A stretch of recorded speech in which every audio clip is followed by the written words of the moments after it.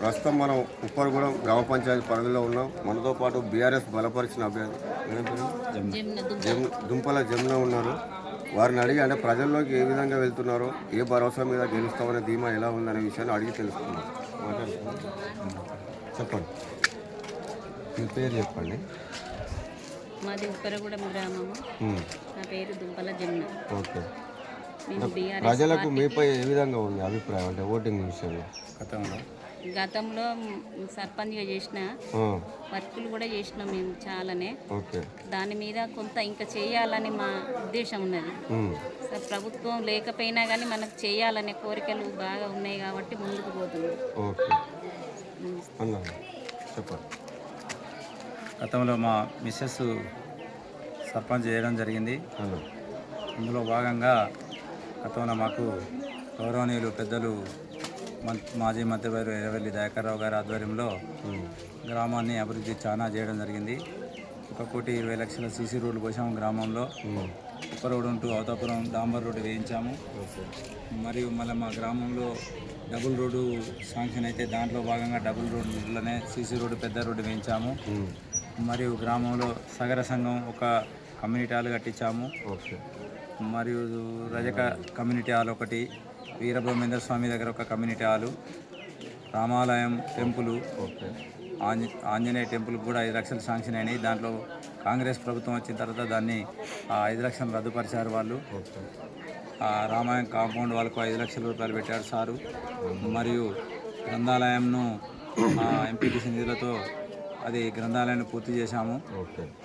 కానీ ఈ ఎంపీటీసీ నిధులతో చేస్తే దాన్ని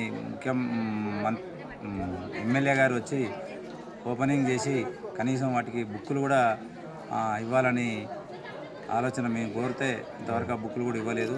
ఏదో ఎలక్షన్లో మాట పూర్తిగా ఒక మూట బుక్కులు వాళ్ళ పిల్లలు మా ఇజ్జత్ పోతుంది. మా ఊర్లో గ్రంథాలయం ఓపెనింగ్ చేసినందుకు బుక్కులు ఏమనంటే ఒక మూట బుక్కులు ఇచ్చారు అంతే తప్ప ఒక నెల జీతం ఇస్తా అన్నదప్పుడు మీ ఊర్లో కనుక నేను కనుక గెలిస్తే మీ గ్రంథాలయానికి అన్నది.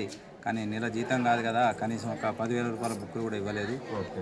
మేము ఈ టైంలో మళ్ళీ ఒకసారి ప్రజలు మమ్మల్ని ఇన్ని వర్కులు దాదాపు సర్పంచ్కి సాధ్యపడలేని వర్కులను కూడా మేము చేశాము. గౌరవ మంత్రివర్యుల చేత మరియు మా గ్రామ ప్రజలందరూ అందరూ మాకు పార్టీ భేదం లేకుండా ఆనాడు అందరి సహాయ సహకారాలతోని దేవాలయాలను మొత్తం నిర్మించుకున్నాం. దాంట్లో సీసీ రోడ్డు కూడా ఒక 20 లక్షలతోటి గుడి చుట్టూ కూడా ఒక దారిని ఏర్పాటు చేసి ఎవరికి కూడా హాని జరగకుండా అంటే వాస్తుపరంగా జరగకుండా కూడా మేము ఆలయాలను నిర్మింపజేసుకోవడం జరిగింది. గ్రామ పంచాయతీ కాంపౌండ్ వాళ్ళు చాలా ఇంకా చెప్పాలంటే ప్రజల్లో మీ మీద ఎలాంటి అభిప్రాయం ఉంది ఇప్పుడున్న ఎలక్షన్ పరిస్థితి? ప్రజలలో మేము గతంలో చేసిన వర్కుల మీద కూడా ఎవరి దగ్గర ఒక రూపాయి తీసుకోలే. మంచివాడనే అభిప్రాయం ఉన్నది తప్ప వేరే ఏం లేదు. కాకపోతే చిన్న ఆలోచన ఏంటంటే ఎవరైనా పండగ నాడు పండుగ చేయాలని చెప్తే తప్ప వేరే ఉద్దేశంతో మనం ఎవరికి తాగుడు పోయించాము. అదొక్కటి మన మీద వాళ్ళకు మైనస్ ఉంటుంది. ఎందుకంటే మనం తాగుడు అనే దానికి కొంచెం దూరం వస్తాం. ఒక పండగకే పండుగ చేయాలి. ఈరోజు ఎలక్షన్ పండుగ వచ్చింది కాబట్టి ఇంత పోస్తాం, తర్వాత మళ్ళీ ఎవరి పనులు వాళ్ళు చేసుకోవాలని చూస్తాం. అది మన కాన్సెప్ట్. కానీ మిగతా వాళ్ళు అట్లా కాదు, వాళ్ళతో తిప్పుకుంటూ ఉంటారు, వాళ్ళని చేసుకుంటూ ఉంటారు, వాళ్ళని తాగుడుకు బానిసలని చెప్తారు. మనం అట్లా బానిసలని చేస్తాం. ఖచ్చితంగా 100% గెలిచే చాయిస్ మాకే ఉందని మేము భావిస్తా ఉన్నాం.